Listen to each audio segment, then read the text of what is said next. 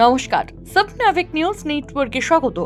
রাজ্য সরকার যদি তথ্য প্রমাণ লোপাটের চেষ্টা না করেন তবে নির্যাতিতার পরিবার বিচার পাবেই।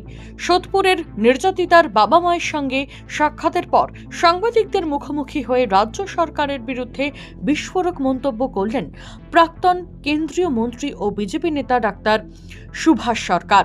শুনব তার বক্তব্য। কথায় যে রাজ্য সরকার তথ্য প্রমাণ সম্পূর্ণ লোপাট না করতে পারলে নিশ্চিতভাবে বিচার পাবেই। সিবিআই একেবারে সমস্ত রকম যত রকম রাস্তা আছে সব রকমভাবে এনকোয়ারি করবে এবং প্রকৃত অপরাধীকে নিশ্চিতভাবে বের করবে। কি বললেন? বাড়ির লোকের ভরসা আছে, সিবিআইয়ের উপর ভরসা আছে এবং এই আজকেও তো সকালবেলা দেখা গেছে যে সেই সমস্ত ব্যক্তিরাই যে তাদের সবার বাড়িতে যেভাবে সকালবেলা রেড হয়েছে, সাত সকালে সন্দীপ ঘোষের বাড়িতে সিবিআই গিয়ে পৌঁছে গেছে 7:30।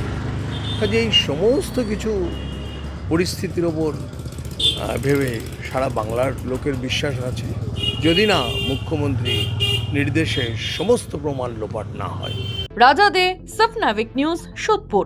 সমস্ত খবরের আপডেট পেতে লাইক করে সাবস্ক্রাইব করুন সাবনাভিক নিউজ। সেই সঙ্গে বেল বাটন প্রেস করতে ভুলবেন না। আপনাদের একটা সাবস্ক্রিপশন আমাদের জন্য অত্যন্ত মূল্যবান। জয় হিন্দ।